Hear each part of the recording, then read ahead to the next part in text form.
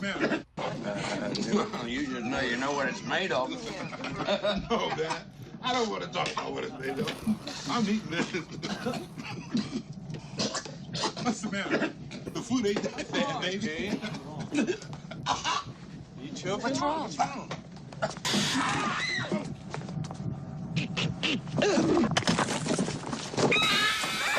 What's up, gang? Welcome back to PONCHO Bathroom Reviews. I watched a bunch of new movies recently, so I watched Inside Out, which was pretty good. I don't have much to say on the movie in general. Like, the story was good for what it's worth. Nothing too interesting or complex, which I wasn't expecting anything like that. It's basically just about the new emotions that come with puberty.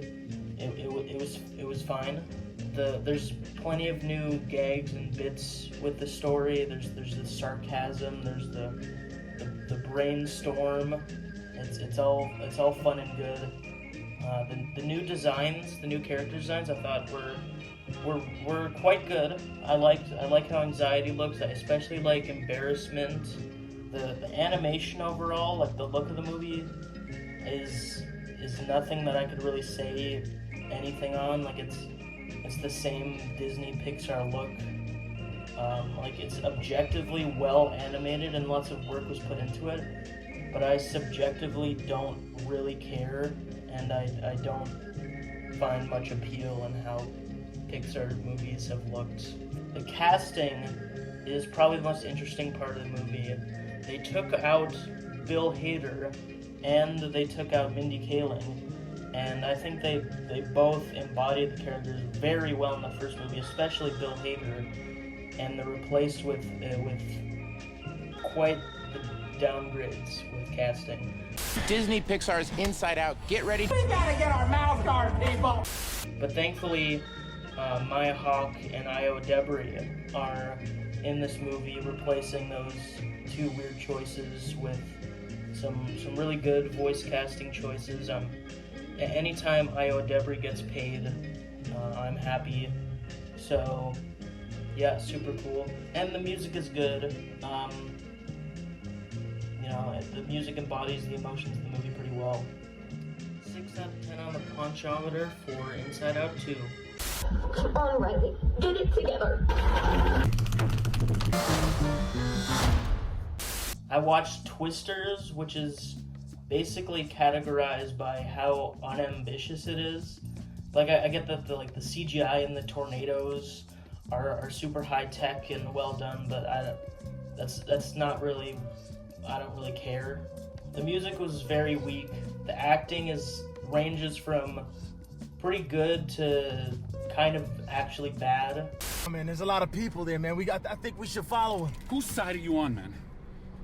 You want to go hang out with your little girlfriend? Go. But we got the team waiting for us, and we got the storm of a century out there. What are you talking Slow about? down, The stop the... people. I don't people. care about the people. A lot of the lines are really corny. The action is formulaic and like occasionally interesting. It was just sort of annoying to get through. The story itself sort of pretends to be like anti-corporation, but it's really just a 2-hour-long like tornado PSA. So for that, like it's not really trying to do much. So I almost respect Twisters for just being an annoying ass tornado PSA, but I could probably get the same experience just reading a manual, and it would probably be funner for me. 4 out of 10 for Twisters. Oh, she's perfect! I also watched Deadpool, which was quite good. It's pretty well crafted to be stimulating for a dumb poopy brain, which is which I would categorize myself as having one of those. It's a buddy comedy. It works well as a buddy comedy. I love a good road trip story. The main, it's a comedy, and for the most part the jokes were really funny. It is like meta humor, so it's like the jokes and writing is really well done, and I laughed a lot at it. But the meta jokes are sort of on another level of meta because the jokes feel genuine and from a place of making fun of this company, but it's also being pumped out by this company to make money. So it's kind of, you might hate it, you might love it, and I liked it. It was pretty funny movie. 7 out of 10 on the Ponchometer.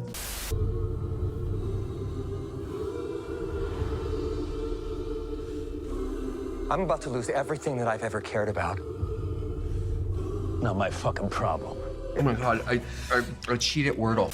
I also watched Alien Romulus, which is pretty good. The main thing that I loved about this movie was Andy the robot, played by David Johnson, who starred in Rye Lane.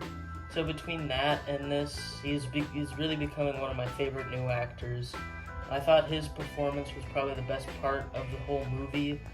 He sort of shifts from this doofy android who makes dad jokes to this very serious, like, corporate evil robot, and both portrayals are pretty brilliant.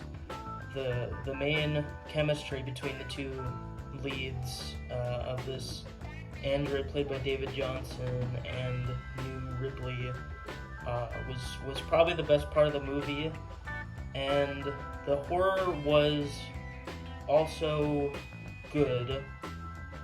Like early on, I was really thinking like this is really creative setups. Like there's the scene with the aliens in the water and having to navigate through that. I'm not playing around, there's something in the water. What do you mean there's something in the water? I don't know, there's just something in the fucking water. There's the scene where they have to freeze the face hugger to stop the latching of the choking. There's the scene where they have to match the body temperature with the temperature of the room to blend in.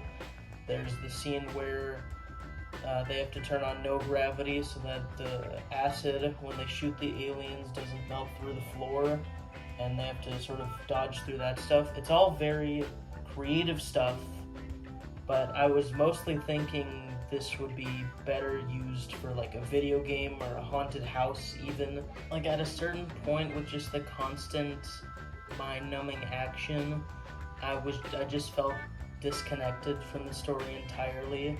I really think they should have just made a video game or something, like, and the message of the story is like doing what you can to save the most amount of people, which is sort of a moral compass that most people will have going into the movie already. So it's really not an interesting story, and the horror goes on and on with these action set pieces with not much break, and it just feels like it's 3 hours long. And as I'm talking to myself, talking about the movie, I've just edited my review of the movie. I would give Alien Romulus a 5 out of 10. So that's all the movies I watched recently. Part 2 coming soon.